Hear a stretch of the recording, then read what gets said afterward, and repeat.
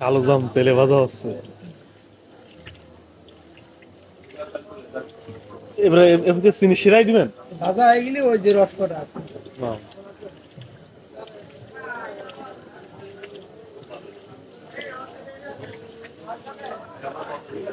এরপর এই কালো জাম তেলে ভাজা হচ্ছে, এরপরে এই যে চিনি শিরাই যাবে।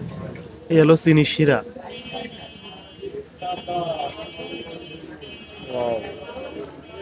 সেই সুন্দরভাবে ভাজতেছে এই ভাই।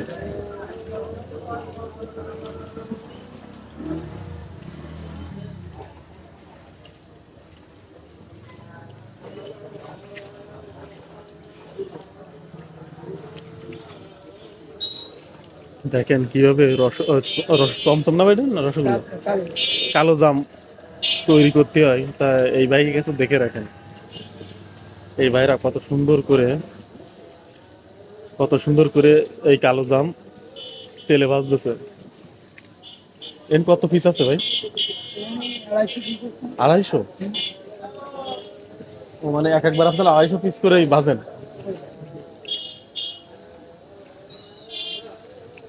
এই কালো জাম এক এক মানে কড়াইতে 250 পিস করে ভাজা হয়। খালি তেলে দেখেন নাড়তেই আছে। এই কি একদম কালো হয়ে যাবে না ভাই? হ্যাঁ, এরকম কালো হয়ে গেলে তারপর তো রসে দিতে হবে।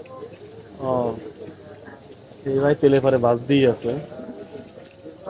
এমনি আরো আছে খাবার। এর সাইডে আছে নিমকি। ভাই মাঝখানেটা কি কয় ভাই? খাস্তা? খাস্তা করে। খাস্তা গোল্লা, তারপরে আছে হলো জিলেবি, শাহি জিলেবি। আর এই পাশেতে আছে লতিকা। এটার কি কয়? লতিকা। লতিকা। ও, এই হলো লতিকা মিষ্টি। সব আছে এই ভাইয়ের দোকানে।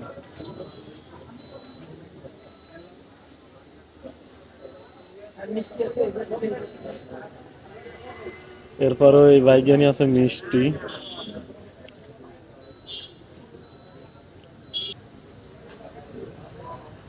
মিষ্টি আর মিষ্টি। এখানে আছে রসগোল্লা। এ হলো সানা জিলেপি। এক এক পিস মানে 10 টাকা করে, 20 টাকা করে, সরি। এ হলো 20 টাকা পিস সানা জিলেপি।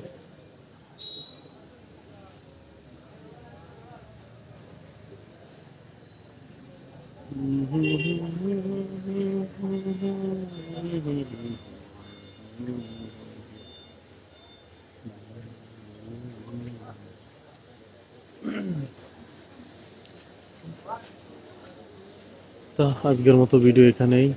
সবাই ভালো থাকবেন, সুস্থ থাকবেন, দেখা হবে নতুন কোনো ভিডিওতে।